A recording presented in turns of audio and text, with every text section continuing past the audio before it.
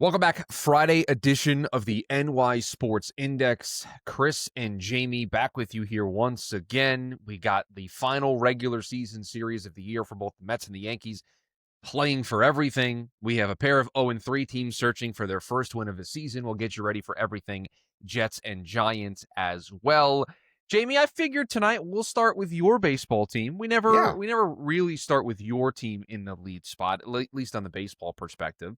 The Yankees going into the final series of the year, they did not get help from the Boston Red Sox in the finale of the They did series not. with the Blue Jays, but going into the final series of the year, division still at play for the Yankees.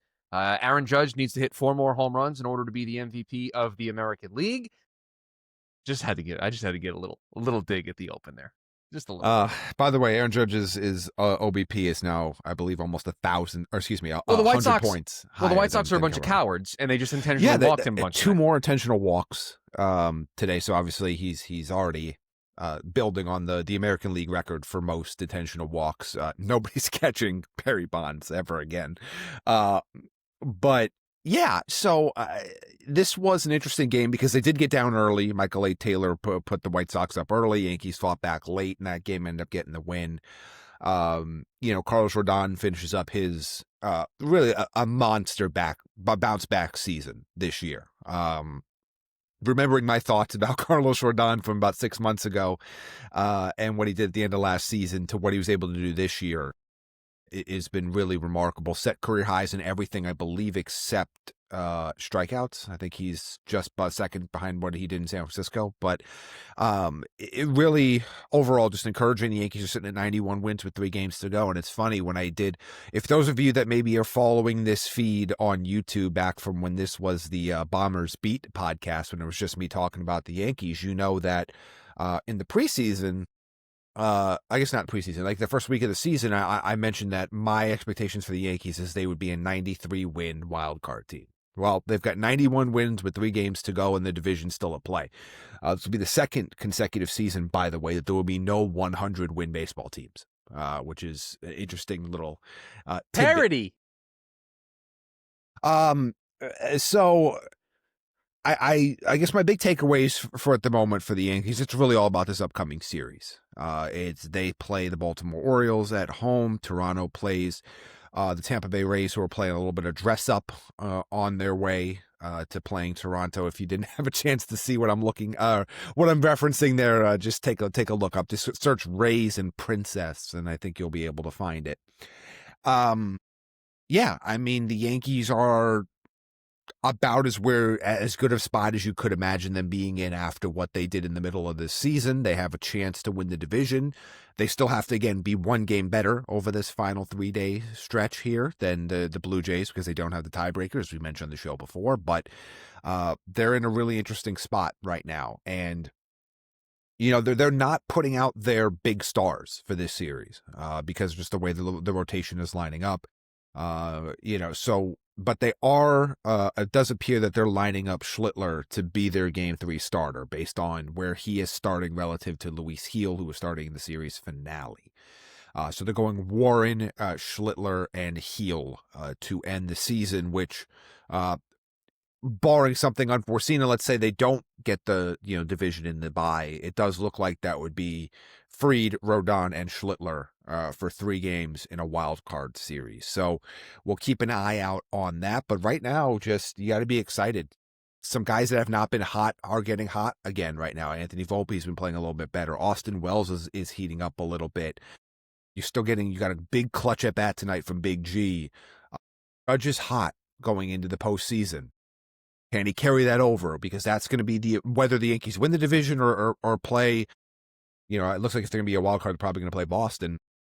That's going to be the talk. You got to have a run. You got to have that 09 A-Rod run at some point because it is the big, gigantic, and maybe only blemish on his future Hall of Fame resume right now. So we'll talk about all that here as we get into next week's show. But for right now, you put yourself in a really good spot. You're a better team than the Orioles. And Toronto's a better team than the Rays. But we'll see. These are 2 divisional games to end the year. Most teams are playing divisional games except that random interleague series we talked about the other day.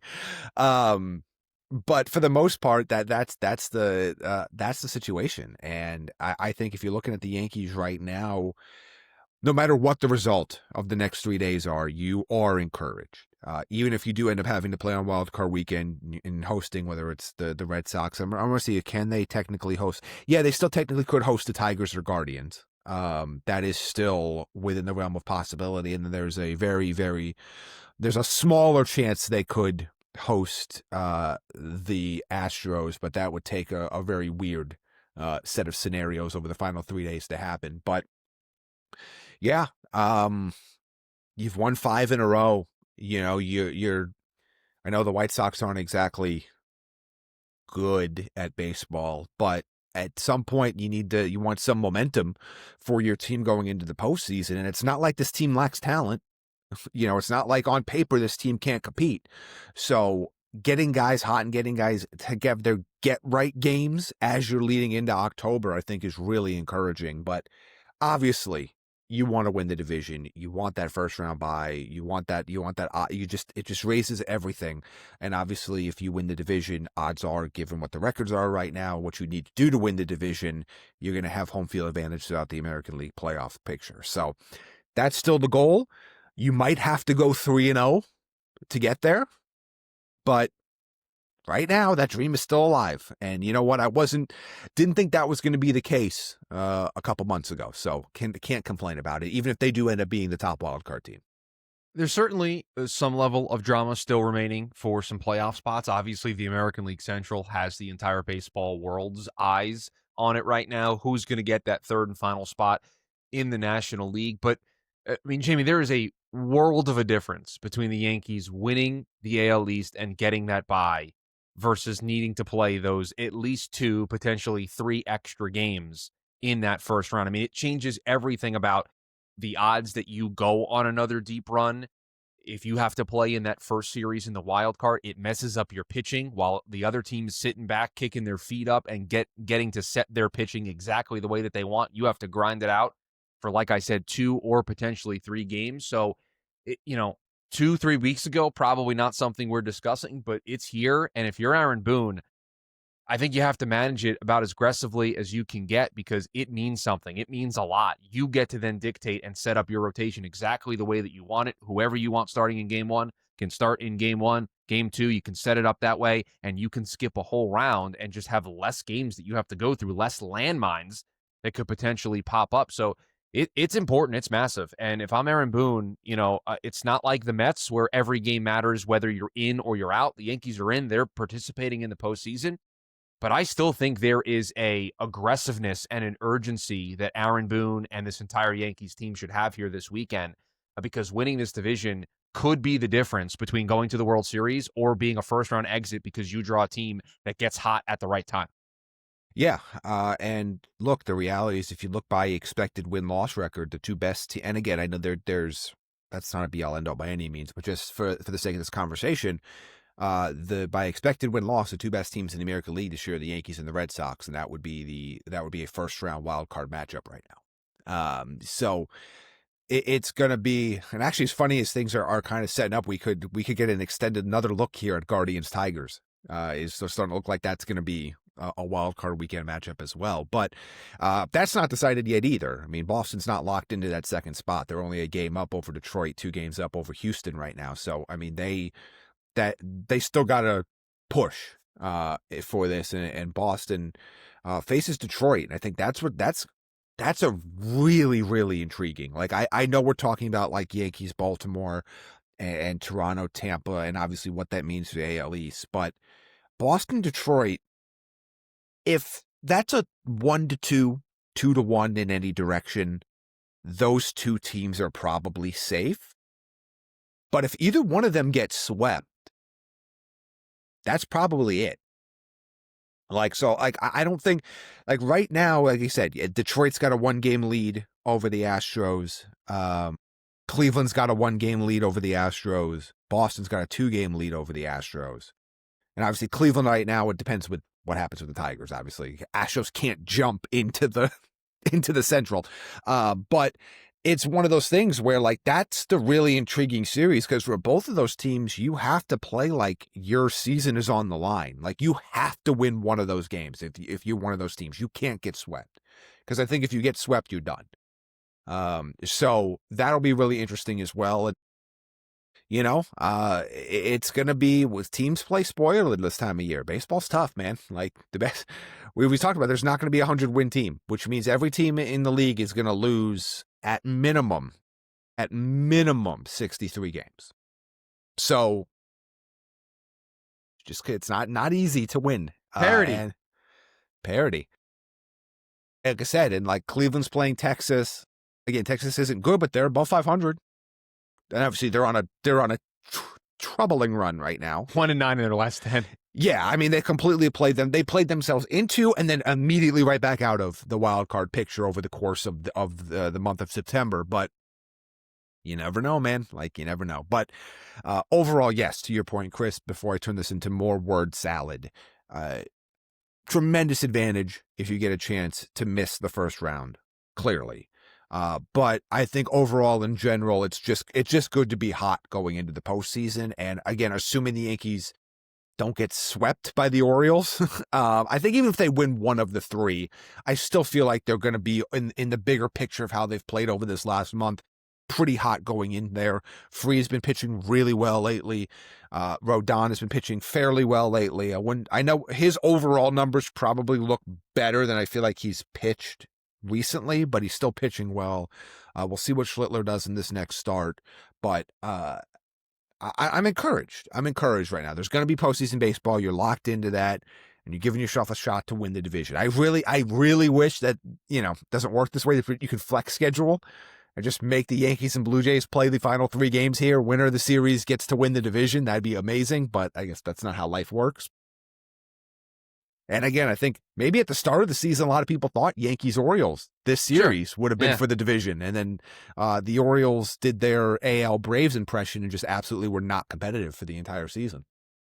Well, the Yankees, they are locked into a postseason spot. Who they play, if they're the division winners, that is still up in the air. The New York Mets, however, still trying to hold on to that third and final wild card spot.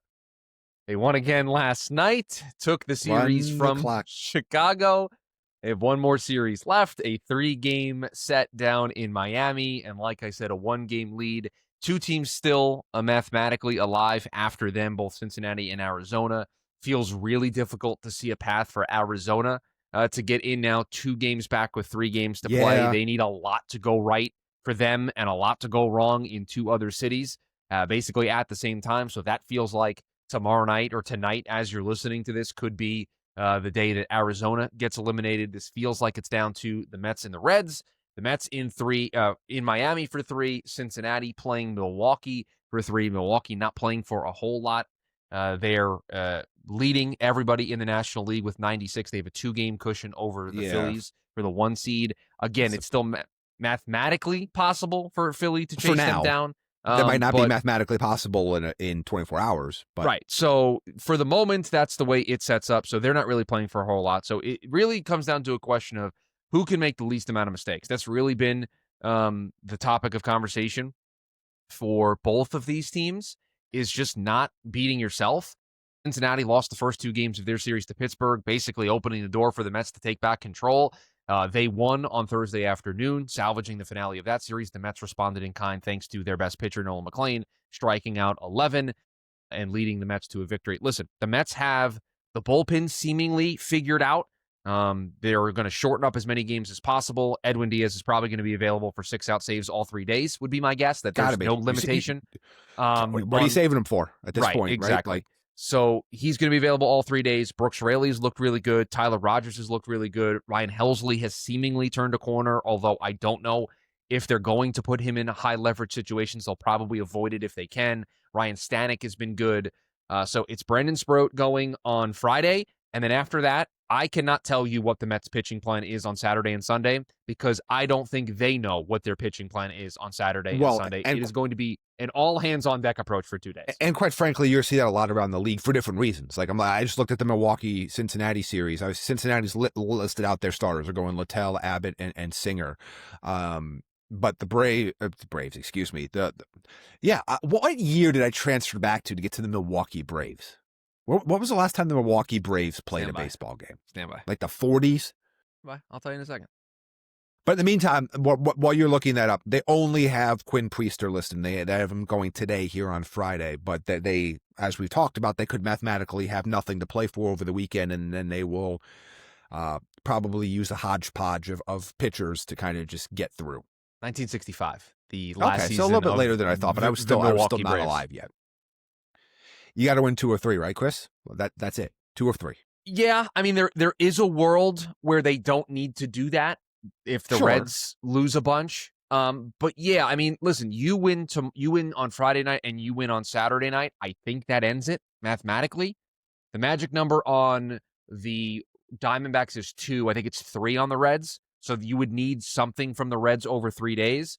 But if you win Friday night and Saturday night, that would mean 1 Reds loss either on Friday or Saturday locks it up. Yeah. So the Mets, I know, are in an interesting spot. So you're going to run into Miami's best in this series. You're running into Alcantara, Yuri Perez, and Edward Cabrera. And by the way, they set it up this way on purpose. Because not even to be trolls, because before Thursday night, they were still mathematically alive. They needed a lot to go right, I mean, they were still in it. They went on a little bit of a run themselves. Obviously, that's not coming to fruition now, but I'm sure they would love to play spoiler, and they're at home. And Chris, I want to get your thoughts on this because it's something I looked at. I didn't actually have a chance to ask you about on the last show because we've talked a lot about it. But the Mets have the 4th worst record on the road in the National League. Only the Pirates, Nationals, and Rockies, who are coincidentally the 3 worst teams in the National League, have a worse road record this year. What do you make of that? Because obviously a lot goes into it. Some of it's circumstance. Obviously, teams tend to play better at home than they do on the road in every single sport, but there's a considerable difference. Like right now, nobody else in the playoff picture in either league is like, well, first off, in the American League, everybody has a winning record except for the Mariners away from. Oh, no, I guess the Blue Jays are away from. So everybody's within like 3 or 4 games of 500. So there might be 4 games below 500. 3 games is the lowest in the AL. I believe 4 games is the lowest in the NL. Oh, no, 5. I just can't do math right now. 5 is the lowest below 500. That would be the Padres in the National League. And the Mets are 12 games below 500 on the road. Like, not just a little worse. Again, you're in the category with Pittsburgh, who is unbelievably terrible on the road. I think they're 28 games below 500 on the road. The Nationals are 13 games below, and then the Rockies are 41 games below 500 on the road. But what do you make of that? Like you're going to have to win a couple road games here. And obviously, this is a Miami team, as you know, that has loved to play spoiler for the Mets this season and recently. Is there anything in particular that stands out to you? I know, like that's just I'm just reading off of a standings chart. Like that doesn't really give a lot of info, so maybe you can fill us in. But when you see something like that seems way off for a team of this caliber, has there been something that has stood out to you this season that has been a problem? Well, it's certainly important to bring it up because even if they are successful this weekend against Miami, it's not going to put a huge dent in their overall record. And then they're going to have to go play 2 or 3 games on the road in the first round of the wild card series and be back in the same spot that they were in last year. Excuse me, when they had to go to Milwaukee in the opening round of the postseason. You know, you were reading all those. The Dodgers, right? Like, yes, I mean, I think there's. I know. I believe there's. No, there's not. I said there's no, even if Philly gets swept, it won't matter. So yeah, it's going to be the Dodgers if they end up getting in, or whoever gets into that spot's going to be going to go play 3 games in LA. Yeah, there's no like default position. Like this isn't Colorado where you can say, oh well, your home field is Coors, and so you go on the road. There's that effect. You know, Citi Field is at best a neutral park, if not pitcher friendly. It's not a hitter friendly ballpark in any capacity. So it's not like they're going on the road and now they're in more pitcher-friendly environment. Citi Field kind of leans that way anyway. You know, I just think there's not really one thing that I would put a finger on. The second half, the pitching's just been so bad, and they've dug themselves early deficits a lot.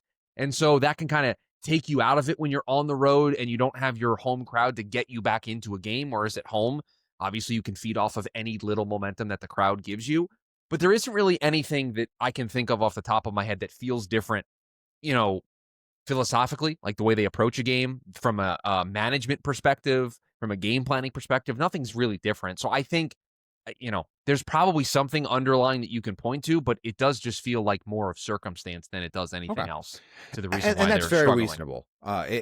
That happens. There's not always a concrete reason, but it's just something that I noticed because obviously you're playing your final 3 games and your next 5 to 6 games, if you get to go play that far, they're all on the road. I mean, you're basically playing most road games now for the rest of the way. So just something to note. Yeah, and so the Mets are going to start Brennan Sproat on Friday. Who knows who's going to pitch the final 2 days? The magic number is 3. That's what will ice out both the Diamondbacks and the Reds and get the Mets into the final spot with 3 games to go. So a combination of Mets wins and Red losses that add up to 3 will get the Mets into the postseason, and because that would also eliminate the Diamondbacks, the magic number or the tragic number to eliminate the Diamondbacks is 2. Will they do it? I don't know. I mean, I sit here and I tell you that I feel confident in Brandon Sproat going tonight. It all depends on who starts and what the game plan is on Saturday and Sunday because pitching has been the problem. I mean, just look at Thursday night's game with McClain on the mound, how different the entire team felt when they had confident starting pitching. Yes. And I know Nolan McClain's final line looked the way that it did. He served up 3 home runs. But Seiya Suzuki owned him, but other than that, he looked very good. Suzuki hit 2 home runs. He probably shouldn't have even been left in the game for Suzuki to hit the 3-run homer, but that's neither here nor there. But 11 strikeouts, he was dominant. Maintained his rookie status. He did maintain his rookie status. That's for what those we were of here you for. that care about that. So, when there's a confident pitcher on the mound, the entire team just feels and plays differently. So I just don't know because I don't know who's starting the final 2 days. And so they're going to have to grind it out. I'll tell you that. Let me ask you this then. And I know this is probably more narrative than it is like something you can particularly quantify. Regardless of what happens with the Reds tonight, if the Mets lose this first game of the series, what is your panic meter going to be? Even if let's say the Reds lose 2. What is your panic meter if they lose this game, not knowing who the guys are going to start in the series, knowing the issues you've had on the road, knowing the issues that Miami has had, you've had with Miami, I should say. What is the panic meter? Because I feel like you winning and the Reds winning is a completely different feeling than you both losing. I feel like there is a chance for the Mets to kind of get into their own heads a lot if they 100%. Lose this game, regardless of what happens to Arizona or Cincinnati. Yeah, I would say probably an 8 or 9 on the panic meter if they lose, because you feel like knowing what you know about the state of the Mets rotation, Friday's the gettable one. And that feels very weird to say, considering the Mets are the better baseball team between the two. I know they haven't played like it, but on paper, talent-wise, they are the better baseball team.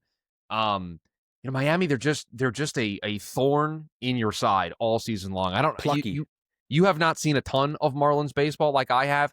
I mean, it's all contact based. They're bunting guys over. They're playing small ball. They're playing for every run. They're scratching runs across. Like, they are an old school throwback baseball team, and it can be really tough to play against when that's not the style of baseball you see basically any other time of the year. Yeah. So it can be really pesky. Interesting scheduling quirk. The last time the Mets were in Miami was the end of March, April.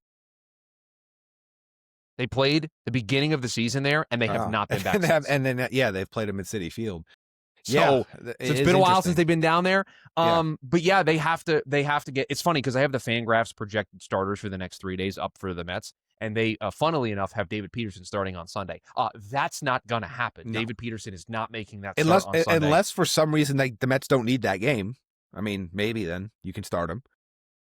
Like if the Mets win the first 2, there's enough. There's enough outcomes for them. Yeah, you know what I mean. Like if they happen to have clinched before that game, maybe. Yeah, if you win Friday and Saturday, on the line, if you win doing that. If you win Friday and Saturday and you get a Reds loss either day, then you're in. And so then Sunday you can just throw Peterson out there, try to get him right.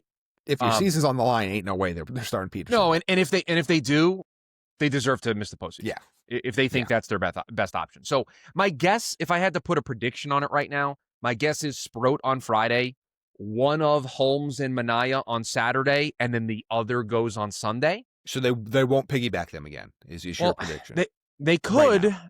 but I just don't. And again, you have to attack the game at hand. You have to worry about the Yeah. game in front of you. And so maybe they'll just throw caution to the wind and they'll do the piggyback.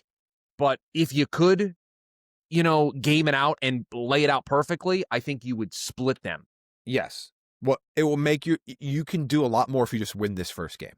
Just win on Friday, right? Just Yeah. win tonight. If you win tonight, it just changes so much about the math.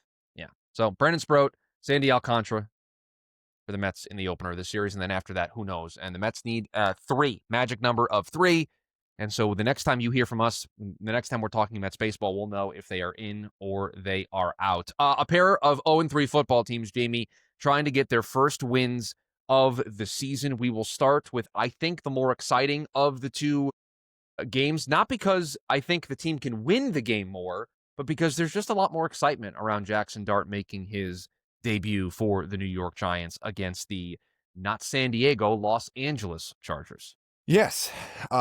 This will be a tough test for the rookie. Jesse Minter's defense is playing at a high level right now. The Chargers overall are playing at a very high level right now, and they're, I believe, 6.5 or 7-point favorites on the road heading into this game, understandably so. What do you got, Jaxson Dart? Like, this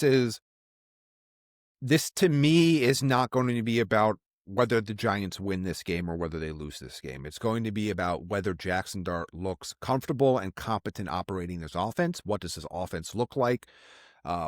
Because the only thing we've seen from him since the preseason is him coming in to run RPOs. And the R has always been the just hand it off.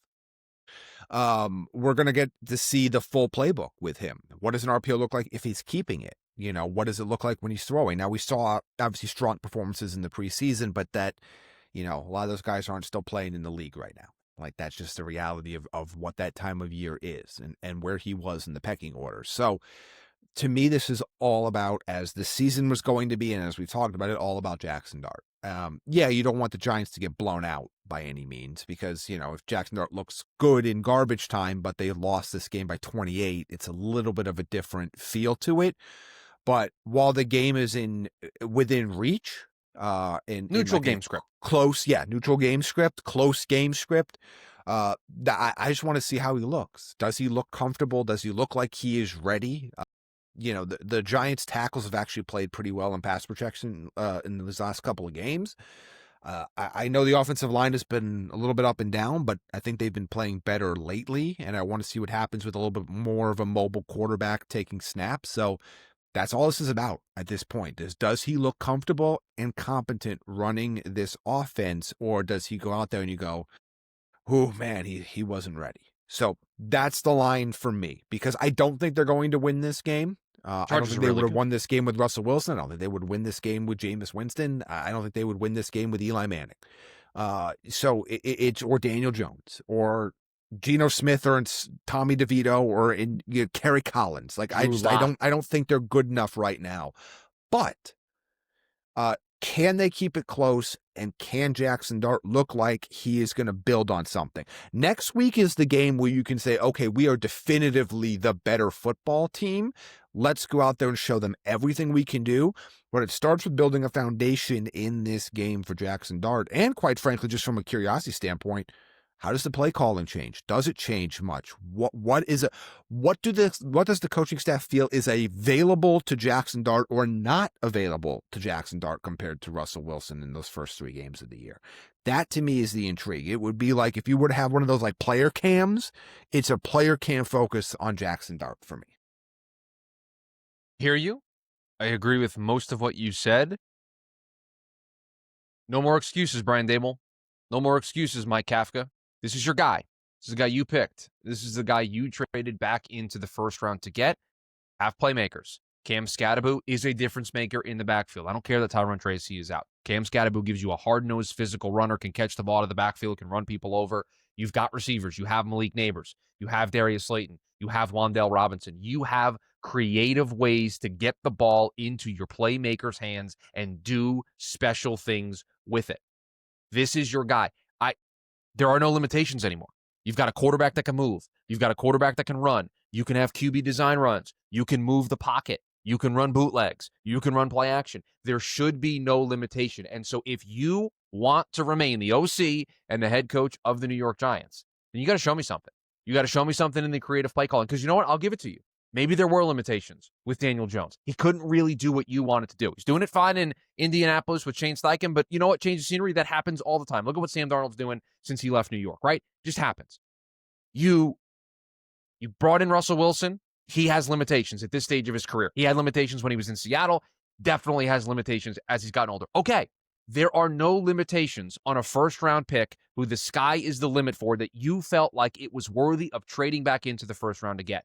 You've got to show me something as a coaching staff that you are confident in this kid, you are confident in yourselves, and you show me that you know what the hell you're doing.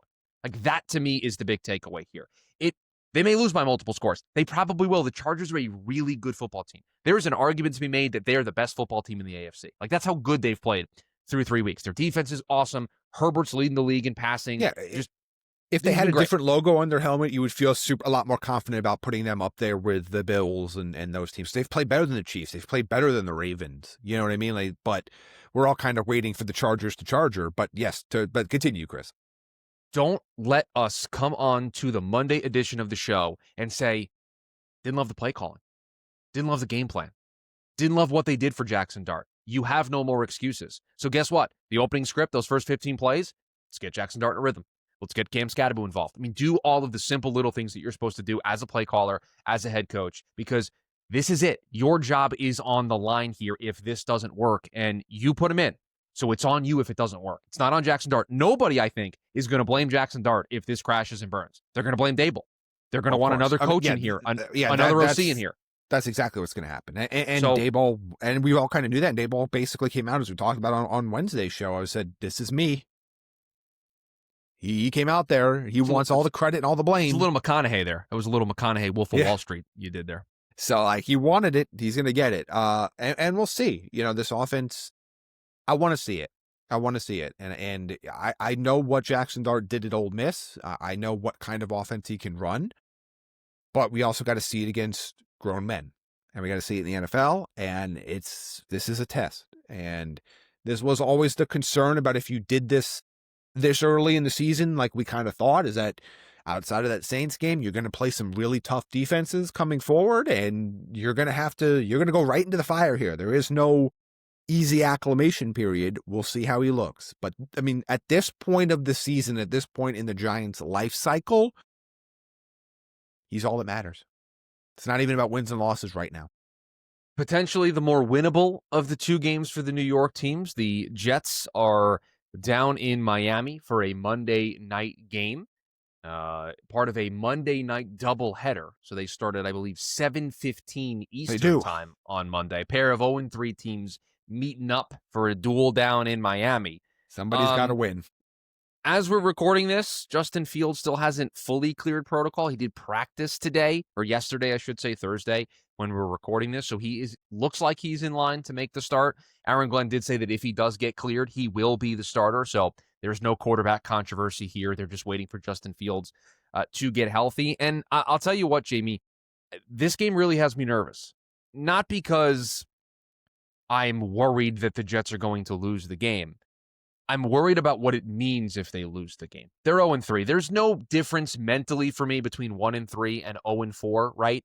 I mean, yes, at 1-3, their schedule is favorable. They can maybe go on a run and get back to being around 500 and being the team that you and I predicted they could be when we did playoff predictors.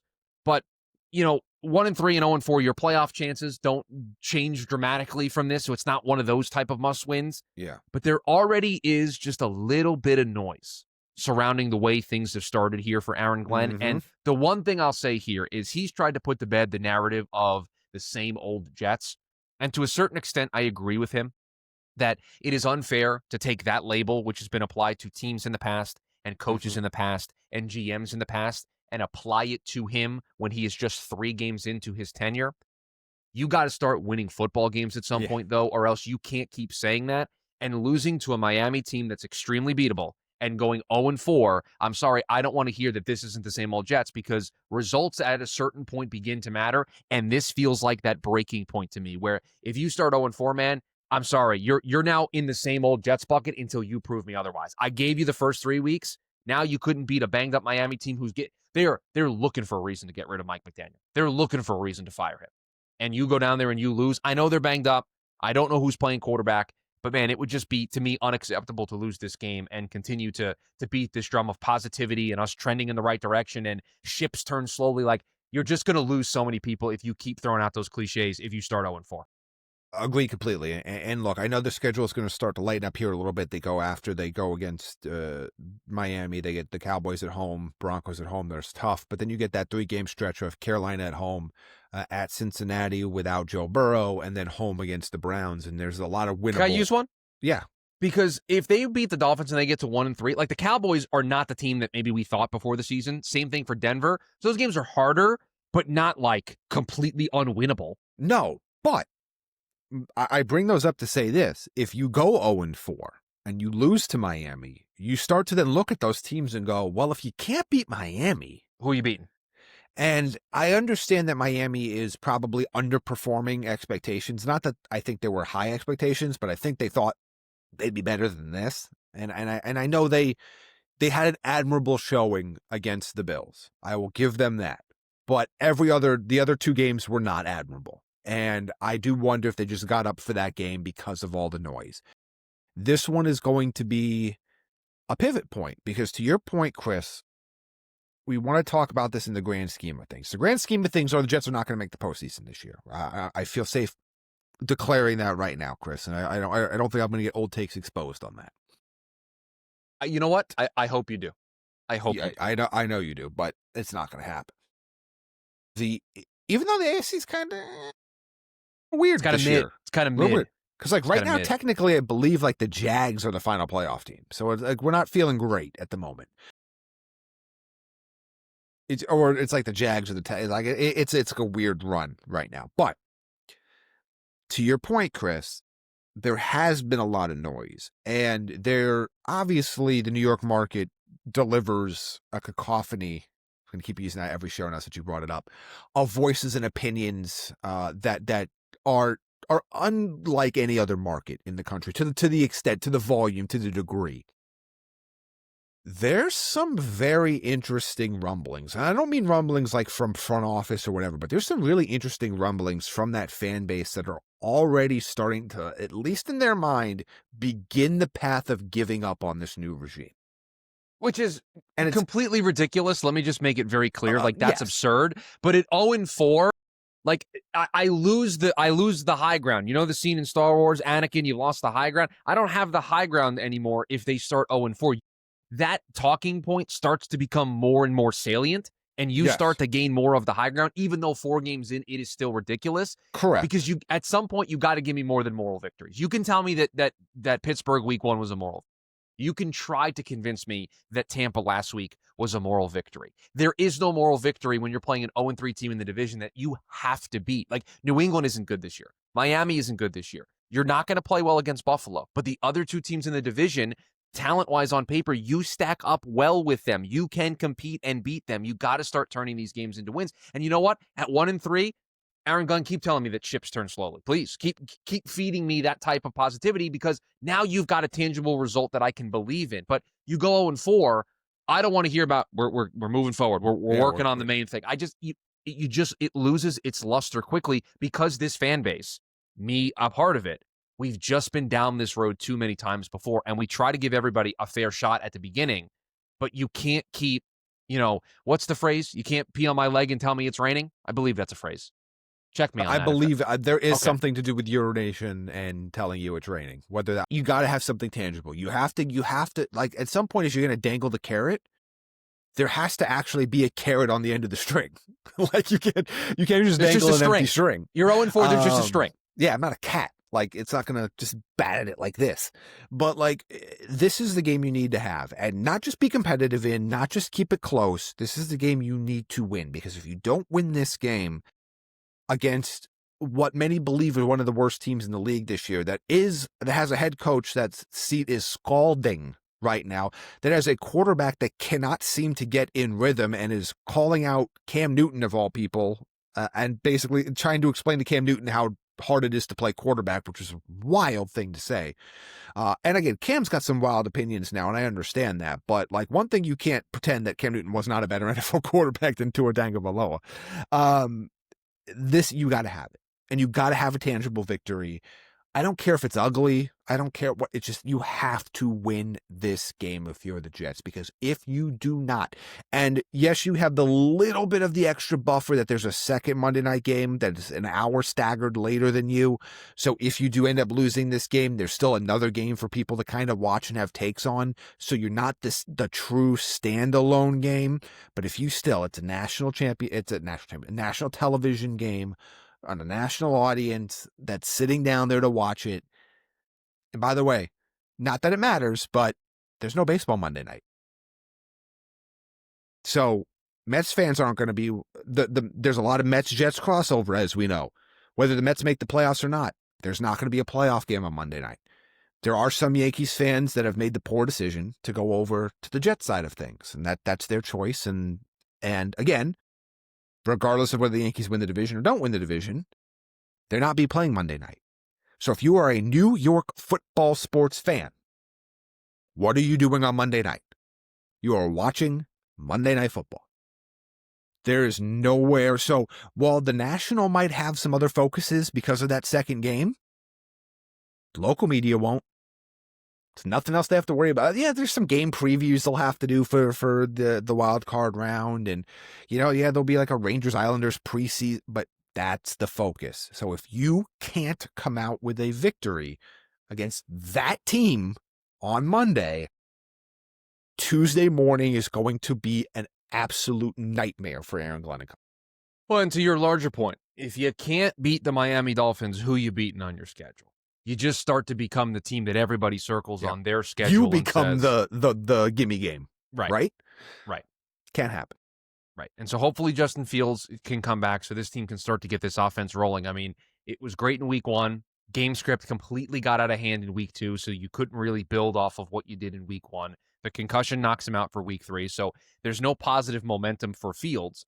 I think the play calling on offense has some positive momentum. I think Tanner Engstrand has done a nice job, at least in the 2 close competitive games the Jets have played this season, but you want him to get comfortable with Fields and get them into a rhythm. But yeah, they just really need this. Must win. I hate that phrase when it doesn't actually eliminate a team from the postseason, but there's a big difference in the way Aaron Glenn and this new regime is perceived at 0-4 compared to 1-3. Like there just is massive difference. And quite frankly, why that game is so interesting is that the same conversations are being had on the other side. If this was a Miami Dolphins podcast right now, we would be discussing, like, if you can't beat the Jets at home, you're at 0-4. Who are we supposed to beat this year? You know what I mean? Like, so this is a game where I think this could actually be a really interesting game. And sometimes 2 bad teams that are desperate playing each other can actually give you a really good, entertaining game. And I think this could be the case because both of these teams really need this game, because either one of them loses, the conversation around them, both locally and nationally, is going to be horrific. So who saves their ass? Yeah, that's really what it is. It's the who saves their ass game. Yep, that's what Monday is for the Jets. The next time you hear from us, it'll be Monday, so it'll be right before that game actually happens, so you won't get our initial thoughts until next Wednesday's show. But yeah, the Jets need this one. The Dolphins need this one, so it may be ugly. It is 2 0-3 teams doing battle, but just find a way to win. That's really the ticket. Find a way to win and save yourself. Because first win for Aaron Glenn, it will alleviate all the pressure. Because for at least one night and the days after that, the focus will be on first win of the season, first win of Glenn's career. If they do win the game, they'll probably be, I don't say probably, there'll be plenty of bright spots to talk about from the game. So that will just kind of push the 1-3 bad start to the side for a second. Changes the narrative. It changes the narrative in the building completely. Yeah. Do you have a final word for today's show? No. So my final word is going to be this. I'm just excited for our next show, because our next show will drop on Monday, and we will know, do the Yankees win the division? Do the Mets make the playoffs? And does Jaxson Dart look like the real deal? Those are 3 humongous pieces. And obviously we're heading into October. Arguably, although I wouldn't argue it. I think it is the best month of sports because of everything that it encompasses. NBA starting back up, NHL starting back up, postseason baseball, and now we're a couple weeks in. We're in the middle of the NFL season. College, we have a great slate of college games this weekend as well. Like we're starting to get to the, we're starting to get the fewer and far between of these like Goliath versus like community college games that you get so much early in September. So, I'm just really excited to get to our next show. I don't have another final word because we're going to have so much to talk about on Monday, a lot of baseball. We've spent the entire life of the show so far talking about playoff positioning for both of our teams and when Jaxson Dart was going to start and what he'd do when he got that opportunity. And we'll actually have tangible, real life answers to discuss, debate, and for Chris's case, maybe mourn. We'll I find don't know. out. Don't know. I have no idea. We will find out on Monday's show. As we leave the show, I have no idea what state I'm going to be in for the Monday recording with my baseball team. Interestingly enough, Jamie, I didn't see that you brought up the Rangers preseason game last night. Islanders beat them 5-4. I didn't see that in the show notes for today. Chris, I'll be perfectly honest with you. Even when I covered hockey, I didn't watch preseason hockey. Preseason not on your list of things to watch. Not that I'm not getting paid to cover it anymore. I'm aware. It's a high quality product that we're putting out here. We need to know these things. Yeah, I can't. I can't do preseason. Not right now. Not when we've got pennant races. No, yes, we have a lot wild card races. Mike Brown starting Mike Brown met with the media. I just saw the quotes on social media. Did not have time to tune into the press conference live. And we're starting and by the way, soon they're going to even cut a lot of the preseason. The NHL is going to move to an 84 game regular season and cut some of the preseason. So that is coming. I don't know if it's next season, but it's coming soon. So preseason hockey. Call me on opening night. That's going to do it for us. Edition of the NY Sports Index. If you are new here, please rate, review, subscribe to the show. Best thing you can do to help us out here, share the show with a fellow New York sports fan.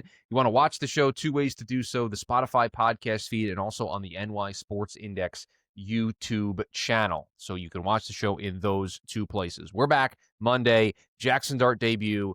Do the Yankees win the division? Are the Mets postseason bound?